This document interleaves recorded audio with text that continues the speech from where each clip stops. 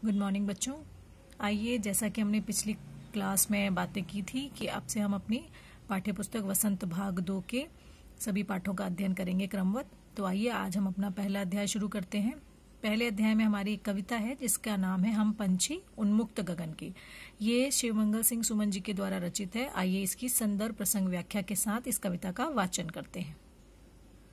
हम पंछी उन्मुक्त गगन के पिंजरबद्ध न गा पाएंगे, कनक तीलियों से टकराकर पुलकित पंख टूट जाएंगे। हम बहता जल पीने वाले मर जाएंगे भूखे प्यासे, कहीं भली है कटुक निबोरी कनक कटोरी की मैदा से। सबसे पहले हम इसमें इन पंक्तियों में आए कठिन शब्दों के अर्थ को जानते हैं। पंछी, पंछी अर्थात चिड़िया, उन्मुक्त अर्थात खुले, गगन अर्थात आकाश, खुले आकाश में, पिंजरबद्ध अर्थात पिंजड़े में बंद, कनक माने सोना, कनक तीलियों अर्थात सोने की सलाखें, पुलकित का मतलब है हर्षित, खुश। ठीक है। फिर अंत की दो पंक्तियों में देखिए, कटुक निबोरी, कटुक माने कड़वा, निबोरी माने नीम का फल, कनक कटोरी, कनक माने सोना, कटोरी माने वो पात्र, वो बर्तन जिसमें हम चीजें रखते हैं। ठीक है। आइए अब इसकी सबसे पहले हम संदर्भ देखते हैं।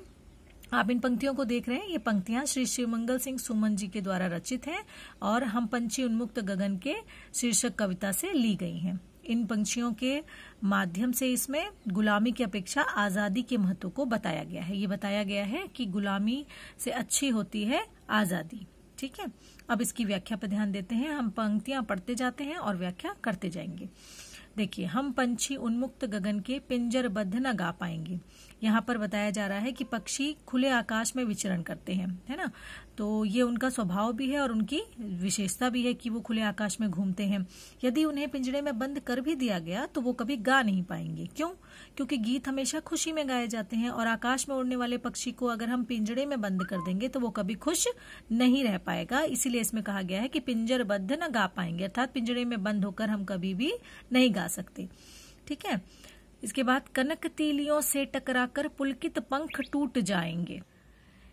इस पंक्ति में बताया गया है कि हम उन्हें अगर सोने के पिंजरे में भी रखें तो उन्हें कोई फर्क नहीं पड़ने वाला, क्योंकि सलाखें चाहे सोने की हो या लोहे की, पर खुशी में फड़फड़ाते हुए उनके पंख को तोड़ ही देंगी। अर्थात जो पंख खुशी में खुले आकाश में फड़फड़ाकर वो उड़ते हैं, अगर उन्हें पिंजरे में बंद कर दिया, चाहे वो पिंजरा सोने का हो या लोहे का हो, तो उसकी सलाखें उनकी सलाखों से टकराकर उस चिड़िया के प्यारे प्यारे से पंख जो है वो टूट जाएंगे।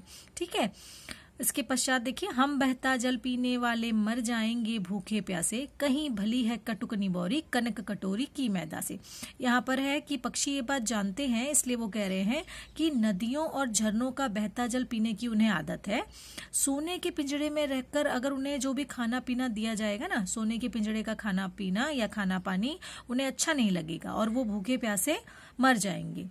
उन्हें तो आजाद रहकर कड़वी निबोरी मतलब कड़वा नीम का जो फल है वो खाना ही पसंद है। गुलामी में मिली सोने की कटोरी की मैदा उन्हें कभी रास नहीं आएगी, क्योंकि पराधीनता में मिले व्यंजन कभी भी स्वादिष्ट नहीं लग सकते।